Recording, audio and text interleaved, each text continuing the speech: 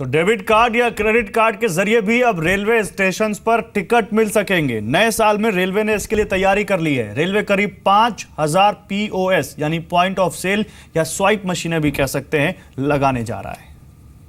सरकार digital payment को लगातार बढ़ावा दे रही है, लेकिन सरकार के इस मुहिम को सफल बनाने के लिए भारतीय रेलवे ने भी बड़ा कदम उठाया है। कदम ये कि अब आप विंडो टिकट खरीदने जाते हैं तो वहां पर डेबिट कार्ड या फिर क्रेडिट कार्ड के जरिए टिकट हासिल कर सकते हैं और इस सुविधा का नाम है POS मशीन यानी कि पॉइंट ऑफ सेल मशीन। अब तक जो आप शॉपिंग मॉल या फिर बड़े बड़े शॉपिंग सेंटर पर जैसे आप क्रेडिट कार्ड या डेबिट कार्ड स्वाइप करके अपनी शॉपिंग करते थे, ठीक उसी तरीके से अब आप अपना रेलवे टिकट भी हासिल कर सकते हैं।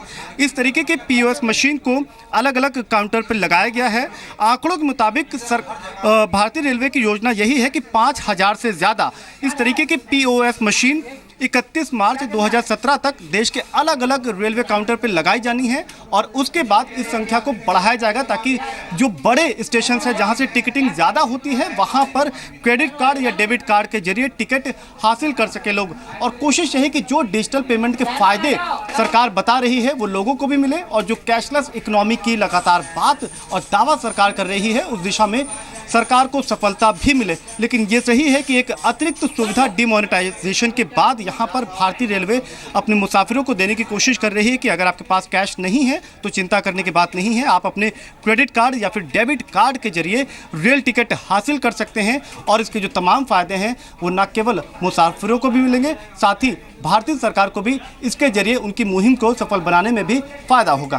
कैमरामैन विनायक के साथ समीर दीक्षित, दिल्ली, जी मीडिया। तो चलिए, आपको समीर मेरे सहयोगी बता रहे थे कि कैसे रेलवे अब कैशलेस होने जा रहा है। अब अहमदाबाद चलते हैं मेरे सहयोगी केतन के पास। तो केतन, कल के बाद बैंकों में 500 और 1000 रुपए के पुराने नोट जमा नहीं होंगे, तो क्या होगा कल के बाद? क्या कोई अच्छी खबर आने की उम्मीद? लोगों की सहूलियत बढ़ेगी? लोग क्या सोच रहे हैं, बताइए जरा। कल के बाद सभी बैंकों में 500 और 1000 की नोट लेना बंद हो जाएगा। अब लोगों के मन में यही सवाल है कि आगे क्या होगा। तो इस पर हम इतना ही कह सकते हैं कि आगे जाकर भी प्रधानमंत्री है वो लोगों की भलाई के लिए शायद कुछ अच्छी अनाउंसमेंट कर सकते हैं।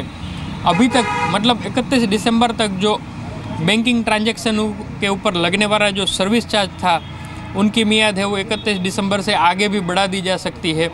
दूसरी बात ये भी है कि बैंकों के पास बहुत सारा पैसा आया है तो उनसे कुछ अच्छे समाचार की भी उम्मीद है। शायद होम लोन के दर भी है आगे जाकर वो कम होता हुआ दिख जाए।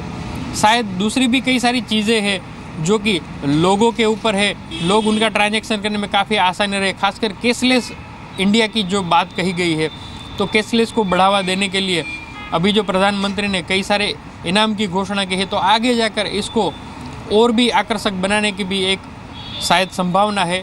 लेकिन हम कह सकते हैं कि आगे जो भी हो देश के लिए कैशलेस करे या तो और कोई कदम उठाए, लेकिन देश के हित में आगे जाकर कोई ना कोई कदम उठाएंगे, ऐसा विश्वास हमें ज़रूर है। देखना होगा आगे प्रधानमंत्री इसके ऊपर क्या कहते हैं। जी, बहुत शुक्रिया केतन आपका इन तमाम जानकारियों के लिए। तो सबकी नजरें लगी हुई हैं प्रधानमंत्री के ऐलान के ऊपर, जो 31 तारीख को आ सकता है। कल भी कोई ऐलान हो सकता है और आगे भी ऐलान हो सकते हैं, जिनके बारे में हम आपको बताते रहेंगे। फिलहाल इस बुलेटिन में बस इतना ही। नमस्कार।